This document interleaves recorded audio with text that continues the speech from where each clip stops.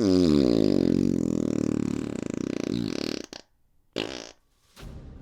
bought 100 cans of beans. I bought 100 cans of beans. I believe the biggest economic meltdown in the history of the world is coming. So I'm getting ready. I just bought 100 cans of beans. What are you doing to get ready, my friends? The word meltdown means a collapse, a crash. The largest collapse in the history of the world, in the history of humanity, is coming. I'm getting ready. What are you doing to get ready? Let me know down in the comments. Smash like if you think the biggest economic meltdown in the history of the world is coming. Now, you might think I'm a doomsdayer. A doomsdayer is a person who believes the world is going to end. Right? The end of the world is called doomsday. You might think I'm a doomsdayer. Right? That's a person who believes in doomsday, that the world is facing impending doom.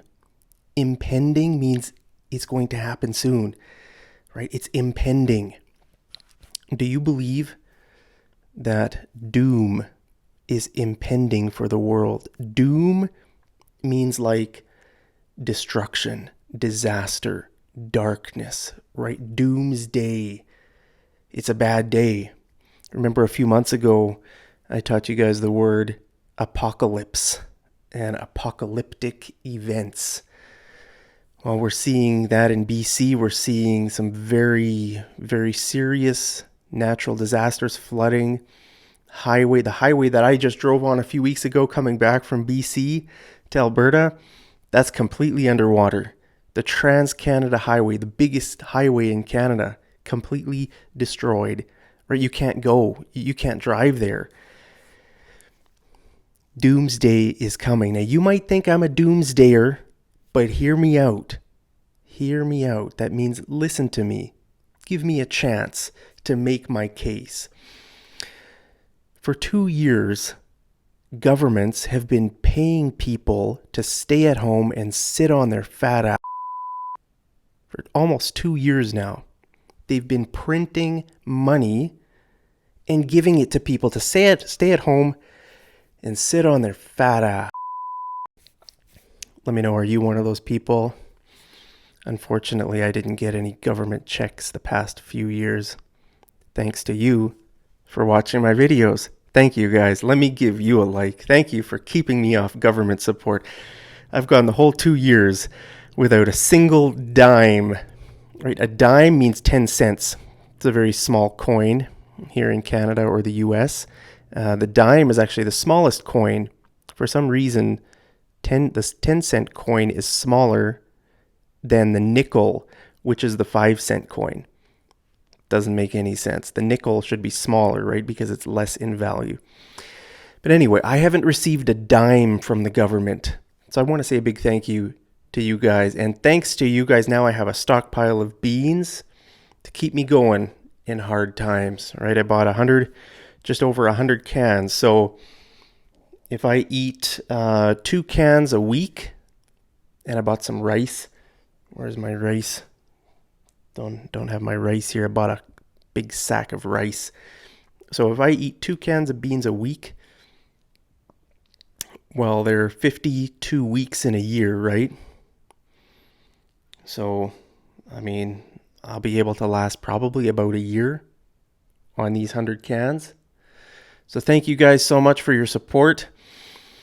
Now, that's my reason, right? I believe the economic meltdown is going to happen because governments have just been shelling out cash to try to mitigate this problem.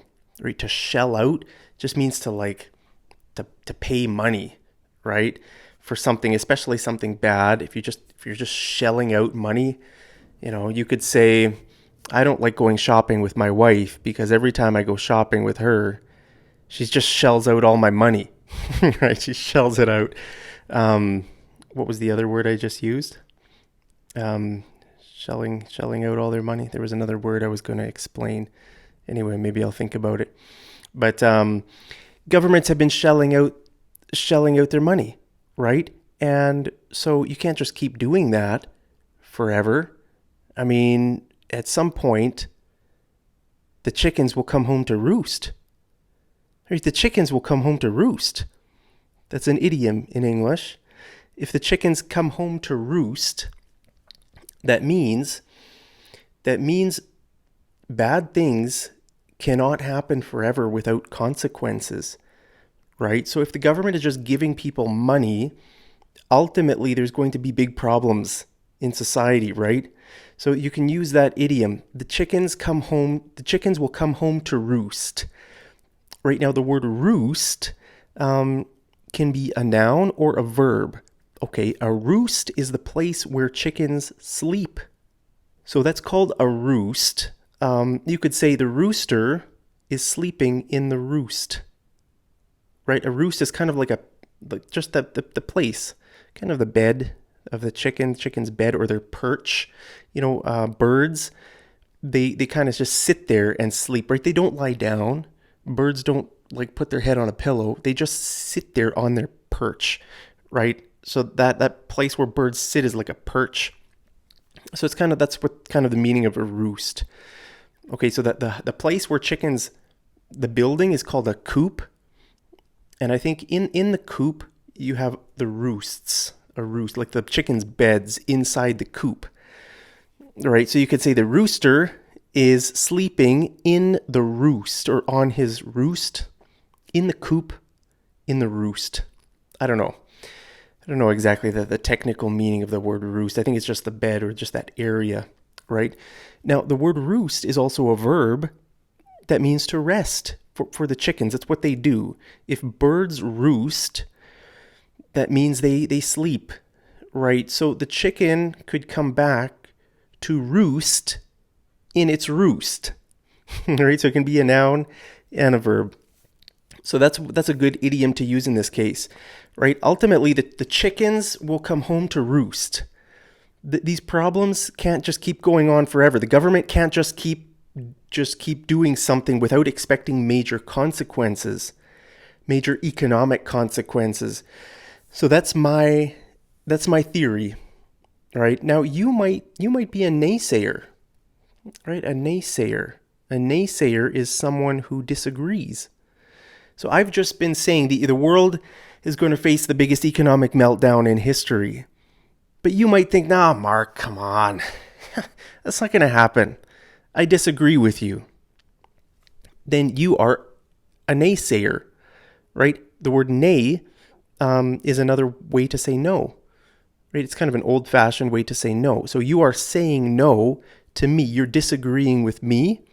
So you are a naysayer, right? You're a naysayer, right? I'm a doomsdayer. You're a naysayer. All right, so let me know if you knew those words. I hope those words are new for you. Smash like if those words are new for you. Naysayer and doomsdayer. Those are great words.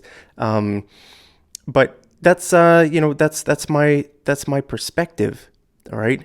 Let me know down in the comments what your perspective is. What do you think? What's your outlook on the economy? What do you think is going to happen? So I'm going to make a prediction. I'm going to predict, I think it's going to go up a little bit. Everybody's still happy. Christmas is coming. But after Christmas, January 15th, I'll put down a date.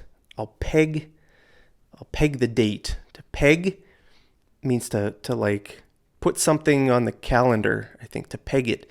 To peg that date on the calendar, right? January 15th is when the market will collapse.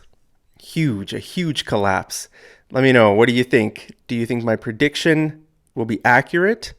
Or do you think I'm out to lunch? Out to lunch means I'm a bit crazy. I don't know what I'm talking about. I'm out to lunch. Let me know, guys, what your predictions are. Let me know what you're doing to stock up. Do you have 100 cans of beans? I would recommend going to the store, buying yourself 100 cans of beans before prices go up. Because the more you print money, the more there is inflation, right? Do you know what inflation means? Inflation means that the government is pumping money into the economy and it's kind of getting blown up a little bit, right? Like when you blow up a balloon, right? The balloon gets inflated with air. That's kind of like our economy. If the government just keeps putting money in there, ultimately it's going to pop, and the value of money kind of decreases. The more money there is, the more its value kind of decreases, right? And so that's called inflation. Right now in Canada, inflation is just under 5%, which is higher than it's been in a long time, but it's still not super high. It's not hyperinflation. Hyperinflation is what happens in countries like Argentina has experienced hyperinflation. Throughout history, sometimes countries' money becomes almost worthless. If you go to countries like Afghanistan or Zimbabwe or different countries in history, you're dealing with millions and millions of that currency. Right? You got a banknote that says like 10 million. Can you believe it? 10 million. Man, that would be crazy. That would be the fastest way to become a millionaire then. If inflation goes through the roof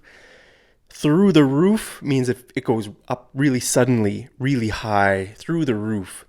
If inflation goes through the roof, bad things are going to happen. That's a very bad sign. The economy's coming down, my friends. So let me know, are you a naysayer? Do you think I'm a doomsdayer? Do you think the chickens will come home to roost?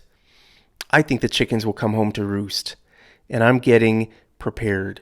So like I said, I've bought these cans of beans are $1 each at Walmart. But I'm saying by next summer, they will be about $1.50 per can, maybe even higher because of inflation. That's my doomsday prediction, my friends.